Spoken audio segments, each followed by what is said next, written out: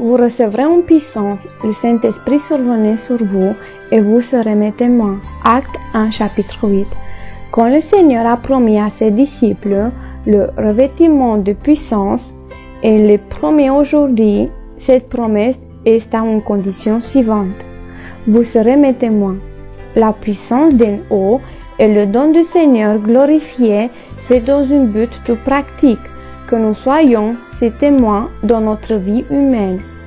Des hommes de qui l'on rendre un bon témoignage, à qui soyons pleins de Saint-Esprit et de sagesse.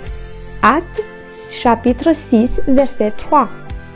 Nous pouvons alors présenter Christ à nos semblables par l'exemple de notre vie journalière qui reflète une vie spirituelle sainte et normale. Ils seront ainsi attirés et gagnés. La vraie puissance ne se montre pas par des manifestations excentriques, mais elle nous est donnée pour que nous puissions glorifier Dieu dans notre vie.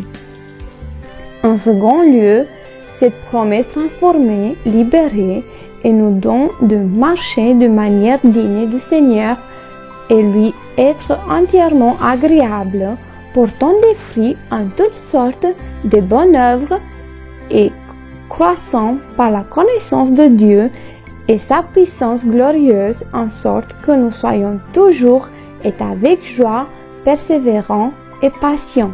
Colossiens chapitre 1, versets 10 et 11.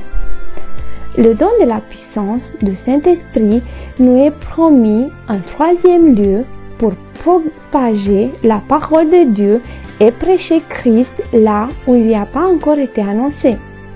Il allumera la matière inflammable de notre connaissance.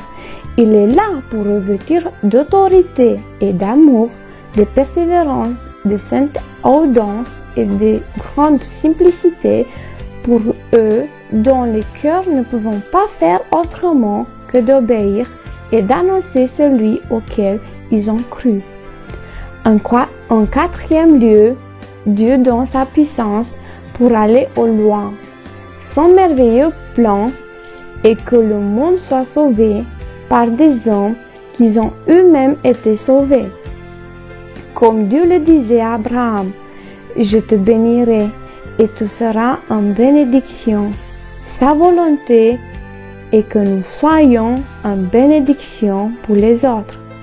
Nous avons été sauvés pour servir et nous sommes appelés à gagner des âmes.